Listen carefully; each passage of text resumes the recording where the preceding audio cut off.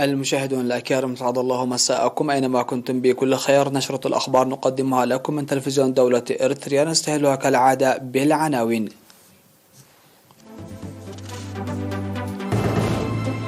حل خلاف الأرض بين قريتي عدنقودا وكازيم بالصلح. الإريتريون في الخارج يحتفلون بعيد الاستقلال.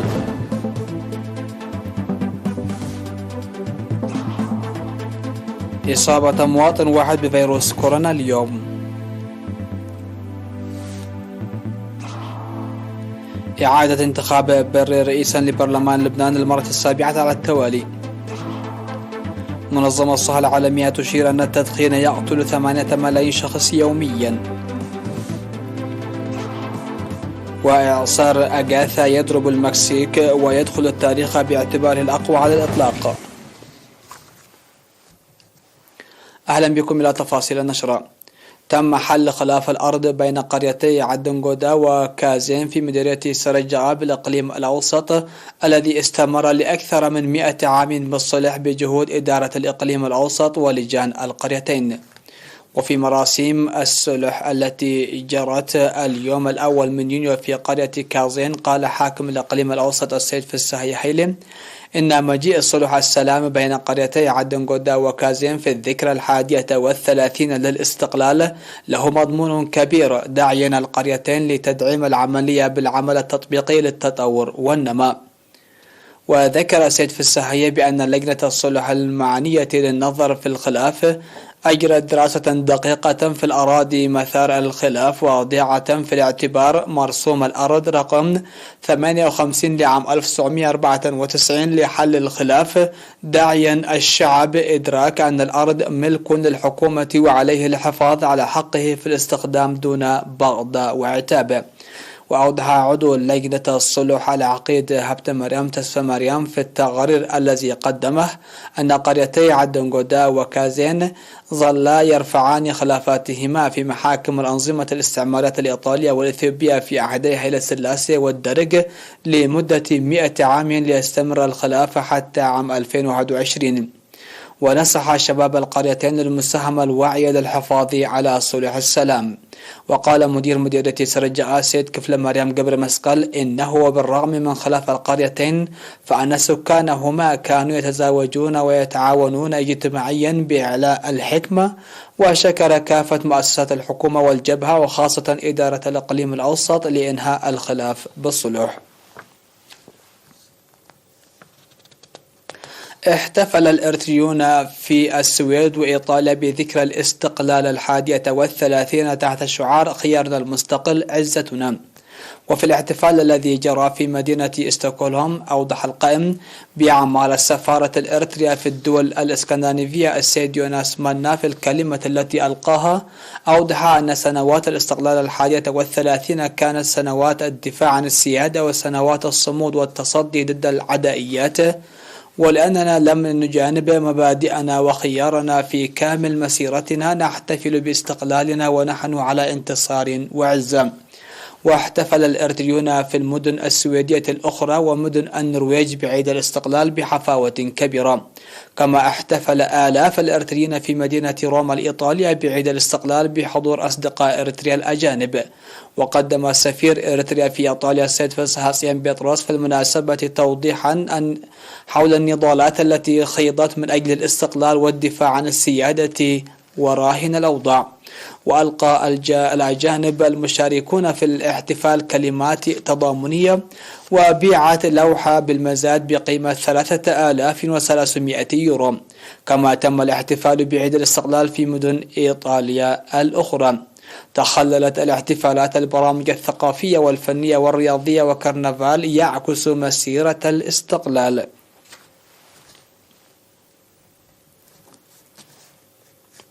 أعلنت وزارة الصحة بأن الفحوصات المخبرية التي أجريت اليوم في الإقليم الأوسط قد أظهرت إصابة مواطن واحد قادم من دبار بفيروس كورونا، وبهذا بلغ عدد المصابين بفيروس كورونا في البلاد حتى الآن 9765، شفي منهم 9652 وتوفي 103 مريضا، فيما يتلقى 10 مصابون الرعاية في المستشفيات.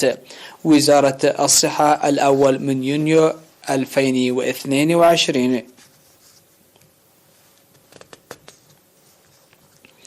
عبر سكان مديرية هابورو في إقليم عنسبة بأن المساعي الحثيثة التي بذلت خلال 31 عاما لتجميع القرى المتناثرة قد عززت من تطور المنطقة، وأوضحوا بأن تجمعهم في مكان مركزي ومناسب أنشئت فيه مؤسسات خدمية أساسية ساهم في تأسيس أفق التقدم. وقالوا إنهم يحصلون على خدمات واسعة الانتشار كخدمات التعليم والصحة ومياه الشرب والمواصلات، مما أدى ذلك إلى تطور حياتهم المعيشية والاقتصادية. كما حلت خدمات الكهرباء والمواصلات المنتشرة في مناطق عريتاي وفلفلة وقار عبل وقلت إشكاليات كثيرة. وتوجد في مديرية هابورو عيادة و3 مراكز صحية و52 مؤسسة تعليمية، منها 12 رياض أطفال و10 مدارس ابتدائية و8 متوسطة وثانويتين و12 نقاط برنامج عريوت و7 نقاط تعليم الكبار. وتقطن مديرية هابورو التي تضم 8 إدارات ضواحي حوالي 50,000 نسمة. استشهدت المناضلة ناصر تخل حدرو عضو الجمعية الوطنية لمعاقي الحرب في 19 من مايو عن عمر بلغ 62 عاما، وذلك بعد أن كانت تتلقى العلاج في الخارج والداخل لمعالجة الجرح الذي أصابها في حرب التحرير. والتحقت المناضلة ناصر تخل حدرو بصفوف قوات التحرير الشعبية عام 1975، وعملت قبل الاستقلال في قسم الزراعة والشؤون الاجتماعية والتثقيف السياسي والإرشاد القومي، وبعد الاستقلال في قسم العدل والمجلس المركزي للمرأة، حيث خدم شعبها ووطنها بوفاء وإخلاص. والمناضلة ناصر تخل حدرو هي أول مناضلة تعرضت لبتر الأرجل في تاريخ الجبهة الشعبية، وهي متزوجة وأم ل4 أبناء. أوري جثمانها الثراء عصر اليوم الأربعاء الأول من يونيو في مقبرة الشهداء بالعاصمة أسمرة. وتعرب الجمعية الوطنية لمعاقي الحرب باستشهاد المناضلة ناصر تخل حدرو، وتقدم أحر تعازيها لأسرتها ورفاقها وزملائها في العمل.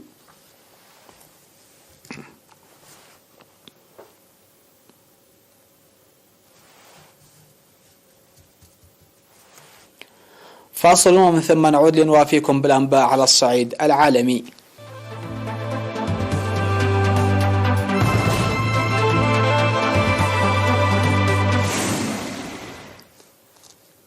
أهلا بكم. انتخب مجلس النواب اللبناني نبيه بري رئيسا له للمرة السابعة على التوالي في أول جلسة يعقدها البرلمان الجديد الذي بات يضم كتلا غير متجانسة لا يحظى أي منها بأكثرية مطلقة.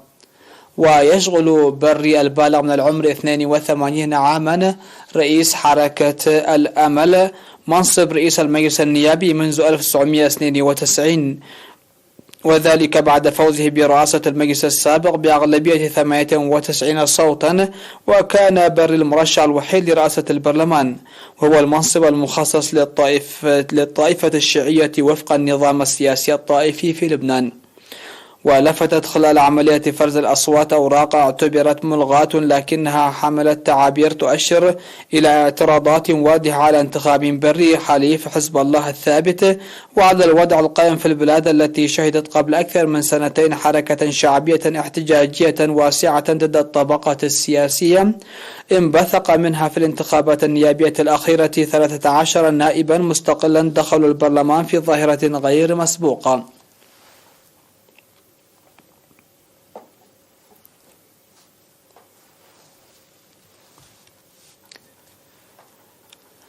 حذرت منظمة الصحة العالمية من أن التدخين يتسبب في وفاة ما لا يقل عن 8 ملايين شخص يوميا، وذلك في اليوم العالمي للامتناع عن استهلاك التبغ.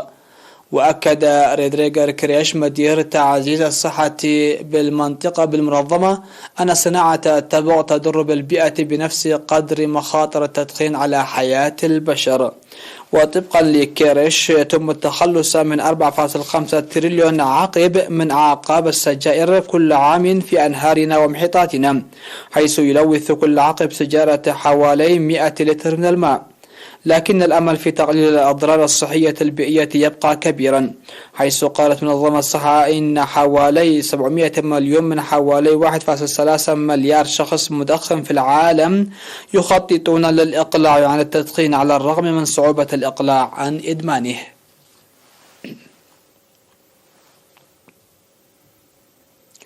أعلنت السلطات المكسيكية ارتفاع حصيلة ضحايا الإعصار أجاثا الذي ضرب جنوب البلاد وتسبب بفيضانات وانزلاقات أرضية إلى 10 قتلى و20 مفقودا.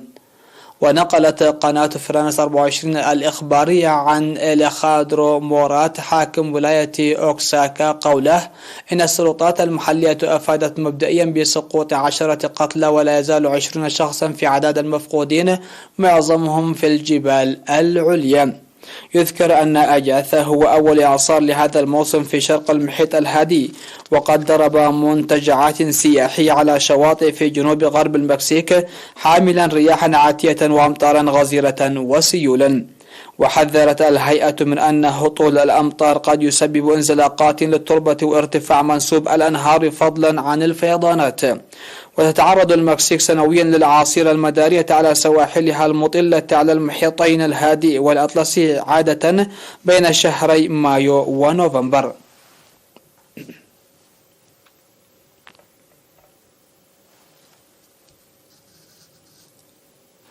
الخبر الأخير: اندلع حريق هائل في شركة كيماويات بالقرب من وسط مدينة أوماها في ولاية نبراسكا الأمريكية.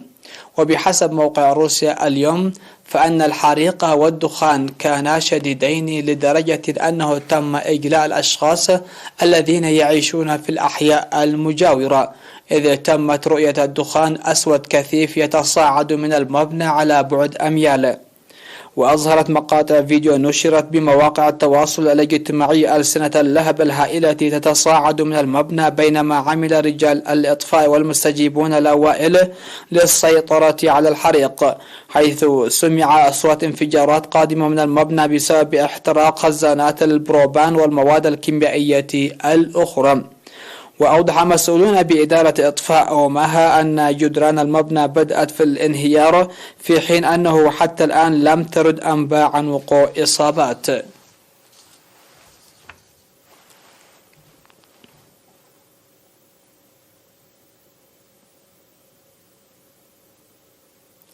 نهاية النشرة نذكر بأهم وأبرز العناوين. حل خلاف الأرض بين قريتي عدنغودا وكازين بالصلح.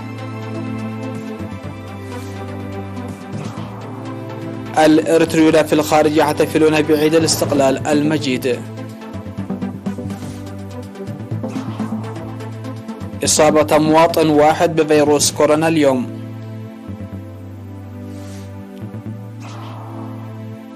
إعادة انتخاب بري رئيسا لبرلمان لبنان للمرة السابعة على التوالي. منظمة الصحة العالمية تشير أن التدخين يقتل 8 ملايين شخص يوميا. وإعصار أجاثا يضرب المكسيك ويدخل التاريخ باعتباره الأقوى على الإطلاق. انتهت النشرة، شكرا لحسن الإسماع والمتابعة، ودمتم في أمان الله.